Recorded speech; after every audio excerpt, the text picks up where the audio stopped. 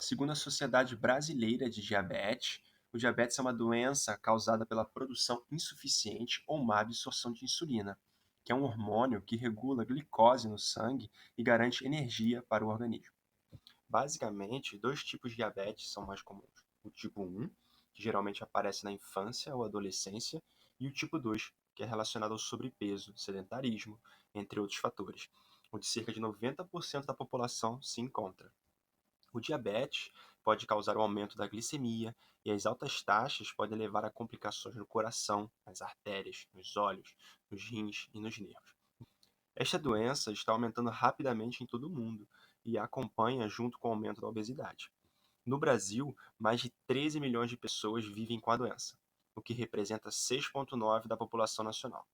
E no mundo, o diabetes afeta aproximadamente 382 milhões de adultos e está previsto para aumentar para 439 milhões de adultos até 2030. Para mais informações a respeito dos subtipos, diagnósticos, medicamentos, prevenção e tratamento, entra no site diabetes.org.br da Sociedade Brasileira de Diabetes e lá você vai entender melhor sobre a doença e seus cuidados. Aqui nós vamos focar apenas em exercício físico. Vamos lá.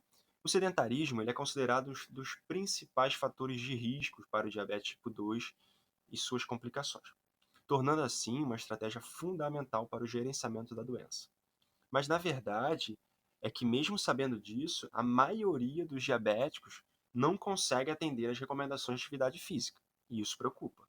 Então, portanto, meu papel central nesse vídeo é você ter consciência dos benefícios do exercício físico tem sobre a sua saúde e qualidade de vida, assim como apresentar alguns pontos importantes para que você se sinta confiante em dar o primeiro passo e conseguir ter uma rotina regular de exercício físico.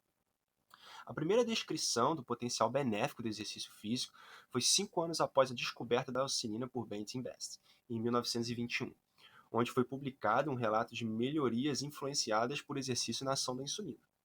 Sendo assim, o exercício ele é conhecido há muito tempo como uma importante ferramenta não farmacológica para o tratamento do diabetes. Hoje, sabemos que a atividade física regular em indivíduos com diabetes demonstra benefícios psicológicos e fisiológicos. São eles: melhora da composição corporal, aumento da aptidão cardiorrespiratória, melhora da função endotelial, melhora do perfil lipídico, melhora da sensibilidade à insulina, podendo assim reduzir as necessidades diárias totais de insulina. A grande maioria da literatura sobre os efeitos do exercício sobre os parâmetros glicêmicos no diabetes tipo 2 tem sido centrada em intervenções envolvendo exercícios aeróbicos. Mais especificamente, os exercícios aeróbicos são conhecidos como caminhar, correr, andar de bicicleta. Eles melhoram a função cardíaca e respiratória e está associado a um risco cardiovascular e mortalidade global substancialmente reduzido em pacientes com diabetes tipo 2. E do outro lado temos o clássico treinamento de força, que é conhecido como a musculação, que nos últimos 20 anos vem sendo muito estudado, ganhando espaço no cenário como opção viável e fundamental de treinamento para pacientes com diabetes tipo 2. Basicamente, seu músculo, quando ele contrai, ele sinaliza o GLUT4, que é uma proteína translocadora de glicose, e esse GLUT4 ele vai como se fosse até a membrana da célula, captar essa glicose que está no sangue e coloca para dentro da célula. Isso acontece independentemente da insulina.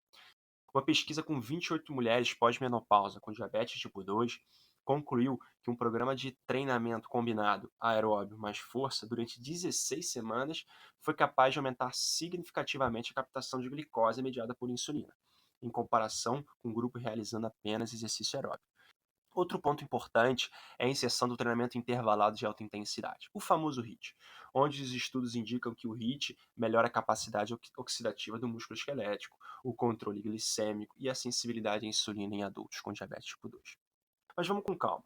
Isso porque, como geram mais estresse para o corpo, liberam algumas substâncias químicas e neurotransmissores que podem aumentar os níveis glicêmicos enquanto se faz o exercício. Quais cuidados que a gente deve tomar então para começar os exercícios? Em primeiro lugar, consulta seu médico, clínico geral, um endocrinologista e, se possível, procure um nutricionista, um profissional de educação física.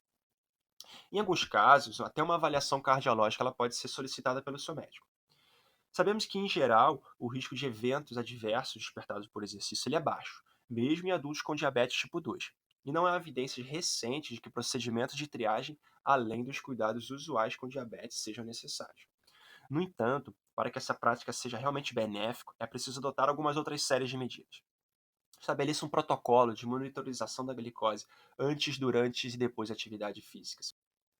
O exercício ele não deve começar se a glicemia estiver maior que 250 miligramas por decilitro, que é 13,9 milimols. Tenha cuidado com a glicemia durante o exercício maior que 300 miligramas por decilitro, que é 16,7 milimols. Segundo a Associação Americana de Diabetes, algumas recomendações gerais dos exercícios elas foram feitas. Então, crianças com diabetes tipo 1 ou tipo 2 ou pré-diabetes devem participar de 60 minutos por dia ou mais de atividade aeróbica de intensidade moderada ou vigorosa, com atividade vigorosa de força e fortalecimento por pelo menos 3 vezes por semana. Pacientes adultos devem praticar pelo menos 150 minutos por semana de atividade física aeróbica de moderada a vigorosa intensidade. Isso vai na casa de 50 a 70, 80% da frequência cardíaca máxima, pelo menos 3 vezes por semana. Durações mais curtas, no mínimo 75 minutos por semana de intensidade vigorosa, ou treinamento intervalado de alta intensidade, podem ser suficientes para aqueles indivíduos mais jovens e com melhor condicionamento físico. Na ausência de contraindicações, o paciente deve realizar treino de força de 2 a 3 vezes por semana em dias não consecutivos. Recomenda-se também a redução do tempo sedentário. Por exemplo, a cada 30 minutos ou 1 hora, levante-se da cadeira, do sofá para fazer alguma coisa, dê uma caminhada se for possível. Recomenda-se treinamento de flexibilidade e equilíbrio de 2 a 3 vezes por semana para idosos com diabetes. O yoga ele pode ser uma excelente opção. E no que diz respeito ao treinamento de força, quais são as recomendações? 8 a 10 exercícios envolvendo os principais grupos musculares, 10 a 15 repetições, 1 a 3 séries, de 2 a 3 vezes por semana. E lembrando, se possível, não em dias consecutivos. Carga moderada intensa, entre 50% e 85% de um RM. Sendo assim, a combinação de treinamento aeróbio de força, conforme recomendado pelas diretrizes atuais, se apresenta como a forma mais eficaz para controlar a glicose e os lipídios no diabetes tipo 2. Mas lembre-se, todo exercício, seja ele treinamento aeróbio ou de força, facilita o controle da doença. Então faça aquilo que for possível para você. Temos convicção de que o exercício é uma abordagem eficaz, escalável e acessível para prevenir o controle do diabetes tipo 2. Porém, ainda precisamos entender como solucionar o obstáculo de tornar o exercício sustentável para esse público. A ciência provavelmente aprofundará nossa compreensão das relações entre exercício e controle do diabetes.